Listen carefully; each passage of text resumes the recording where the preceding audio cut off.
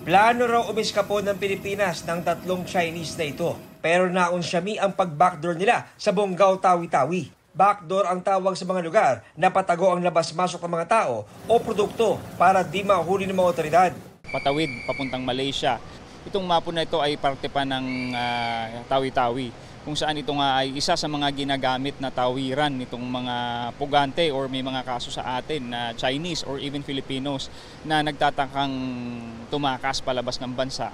Unang naaresto sa Mapon Port ang mag-asawang Chinese na galing raw ng Cambodia at konektado rin umano sa Pogo. Itinimbre sila ng Tawi-Tawi Police. Sunod na nahuli ang isang napakilalang negosyante na namimili raw ng isda. Pero pasuna ang kanyang visa at travel documents. Yung mga pinupuntahan niya mga areas, sa mga critical areas din na dinadaanan ng droga. So hindi natin masabi kung bakit niya nandun siya sa mga area ito. Hindi na nagbigay ng pahayag ang mga dayuhan. Iniimbestigahan kung may Pilipinong tumutulong sa pag-backdoor nila.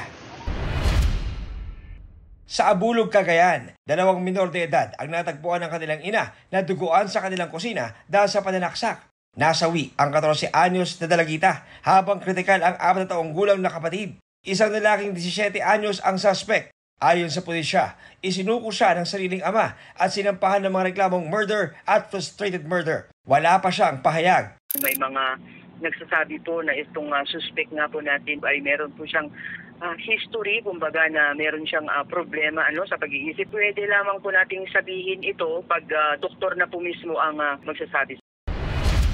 Naputulan ng kamay at daliri ang 2 magsasaka sa Dumalneg, Ilocos Norte matapos masabugan ng dinamita. Batay sa investigasyon, nangunguha ng wild fern o pako ang 2 sa Ball River nang mapulot ang dinamita. Pero nahawakan ng isa ang fuse nito kaya sumabog. Mabuti na ang kalagayan ng 2. Iniimbestigahan kung sino ang naglagay sa ilog ng dinamita.